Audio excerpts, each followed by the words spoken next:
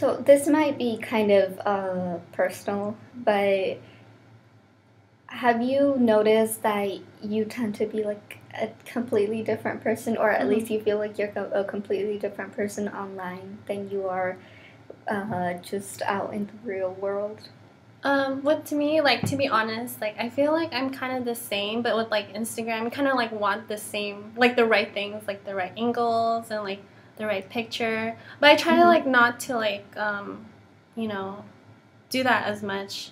I feel like with the social media, like, I don't want to be, like, not myself, like, online, like, that's not me. Like, I usually see, like my friends or, like, other people on Instagram, they always, like, I feel like they're like fronting in some way. It's just like that's not how you really are, like in real life, It's just like I don't want to be like that kind of person.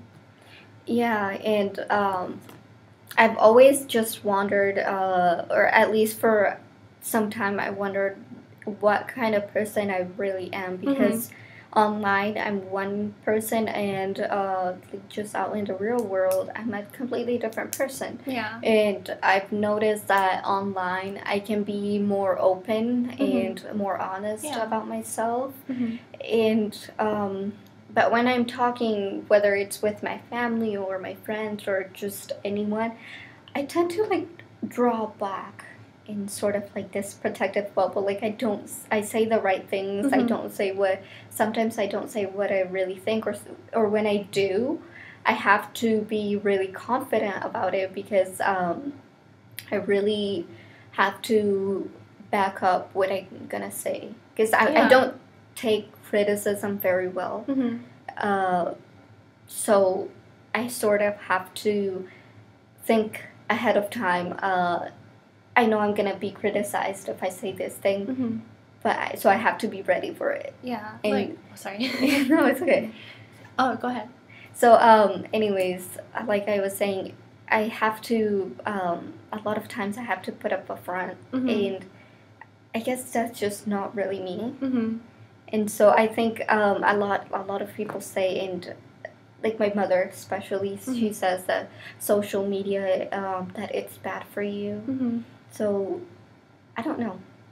I kind of see like a downside, but there's also an upside to it. Yeah. No, I understand how you feel. Like, I know, like, there's, like, certain circumstances where, like, social media is, like, a really good thing. Like, it brings people together, And actually, like, then you get, like, news from around the world way faster, like, what's going on. And then, like, that's, yeah. And then, like, I feel like the downside of it is, like, some people get really depressed. And then, like, and the question, like, how does self-perception, how can people, like, manage self-perception issues?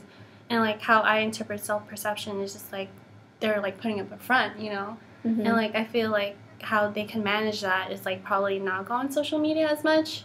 Maybe, like, talk to people or, like, go outside, Because, like, I really feel like some people get really depressed. Like, in the video that we watched, he was really depressed, Like, he kept saying all these positive things, but in real life, he was, like, it wasn't like that at all, Yeah, and like you said, how you see some people and you think that's not how you really are, and it makes me think about me. I'm kind of like the opposite. I don't pretend to be someone else online. Yeah. I am myself online, but on the real world, I'm like.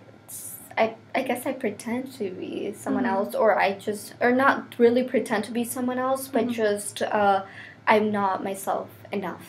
Yeah. No, I feel like, like online, we're able to be more vocal compared to, like, real life. Because, like, if we're talking to someone or, like, they're talking to us, we're kind of sensitive. We don't want to, like, hear about, like, the negative, like, stuff, like, oh, blah, blah, blah. But, like, if you're on the internet, someone says something bad about you, you're able to, like, talk back about them, like, yeah, whatever, just say that. Yeah, and online, you see so many conversations that start up, like, on one topic. For example, I'm gonna put down like racism. That's something I've been seeing a lot of, like racism towards black people, and online, there's so many people that stand up for Black people, and how often do you see that kind of conversation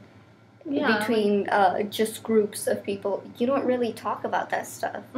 So online, you've become very vocal about things that matter to you, and so that can actually be a good thing. You can stand up for yourself, and some people actually prefer to stay anonymous to be able to give an input but still stay anonymous.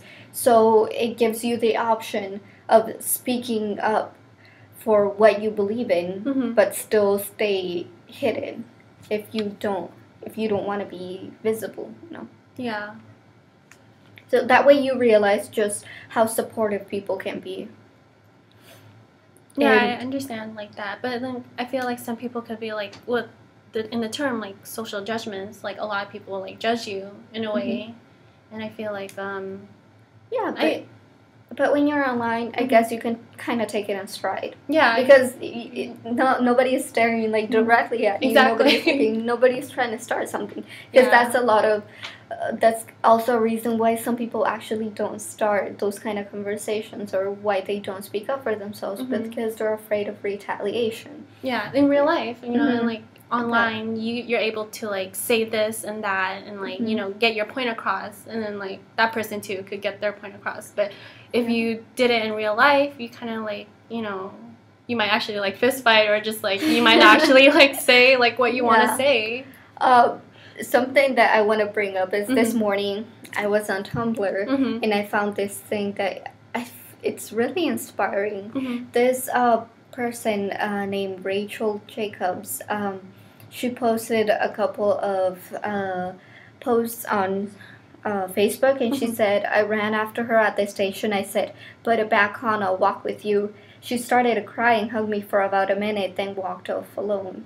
And then presumably Muslim woman sitting next to me on the train silently removes her hijab.